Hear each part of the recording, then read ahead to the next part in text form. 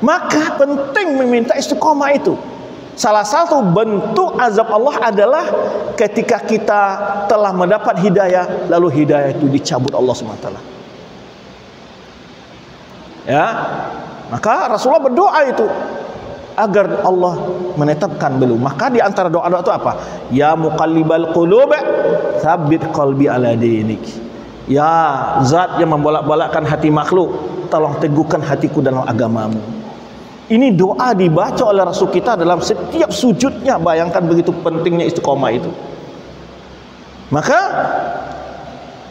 agar tahu nilai istiqomah hidayah tadi itu, saya katakan kepada antum, bagaimana Nabi Ibrahim merindukan itu untuk ayahnya, bagaimana Nabi Nuh menginginkan itu anak dan istrinya, Nabi Lut ingin untuk istrinya. Belum tentu seorang suami yang soleh, istrinya juga soleh, kalau bukan karena hidayah dari Allah. Maka dari itulah kelebihan ilmu dan iman tidak bisa dibagi ke anak. Sesoleh, setakwa, sealim apapun anaknya, nggak bisa ngarungan ilmu diwariskan. Nina tuh satu kamar, ilmu ayah ambil nanti ya. Tidak ada. Itulah kelebihan ilmu. Itulah kelebihan iman, tidak bisa.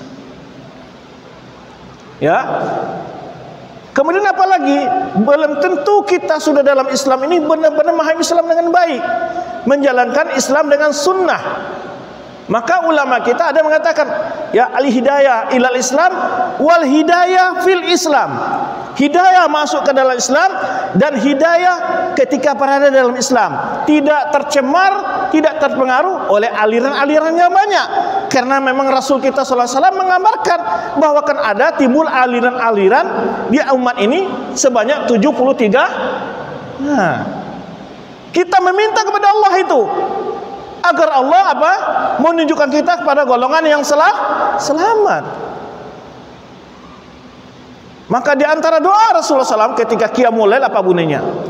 Ya Rabba Jibril wa Mikail wa Israfil fatiras samawati wal ard alimal ghaib wa syahada innaka tahkumu baina ibadika fima kanu yakhtalifun ihdini lima ikhtalafu fihi minal haqqi bi idnik innaka tahdi man tasya'u ila siratal mustaqim. Ini doa azim sekali.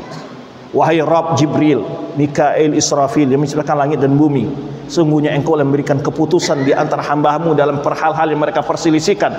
Ya Allah, tunjukkanlah aku dalam perkara-perkara perselisihan kepada yang benar. Sesungguhnya engkau beri petunjuk, ya, innaka tahdi dan tiada yang dapat menunjukkan kepada yang benar kecuali Allah Subhanahu wa taala. Penting ya ikhwan, agar antum tahu hidayah itu. Nabi Muhammad SAW ingin untuk pamannya. Itu Nabi Muhammad, hamba yang paling mulia. Maka cintailah hidayah yang Allah berikan kepada antum. Maka Allah katakan, innallaha la yughayyiru ma biqaumin hatta yughayyiru ma bi anfusihim. Kalau ingin nikmat yang Allah berikan itu tidak berubah, jangan rubah dirimu. Istiqomah dalam agama ini. Kuatkan imanmu dengan ilmu, tupang dengan amal soleh, berteman dengan orang-orang yang baik, tonton hal-hal yang baik-baik dan positif dalam media-media sosial. Karena hidayah itu sangat mahal sekali, sangat mahal. Maka ini dikatakan oleh apa Nabi Ibrahim, fattabi'ni ahdika ila siratin sawiyah, siratan sawiyah. Ini maksud sini adalah hidayah al-irsyad wal bayan. Para nabi mampu memberikan penjelasan, tapi untuk membuka hati seorang makhluk mau menerima penjelasan-penjelasan itu hanya ada di tangan Allah Subhanahu wa taala. Maka Allah katakan kepada Nabi Muhammad sallallahu alaihi wasallam, innaka la tahdi man ahbabta. Wahai Muhammad, engkau tidak akan bisa memberi petunjuk kepada orang yang engkau cintai sekalipun. Yang dimaksud hidayah di sini hidayah taufik. Hidayah bagaimana makhluk itu membuka hatinya atau terbuka hatinya untuk menerima penjelasan hujah-hujah yang dijelaskan oleh para nabi dan para ulama. Baik. Ya, maka ini harus kita sadari. Jangan lepas dari gembang kita hidayah ini. Baik. Maka jawaban ayahnya apa tadi?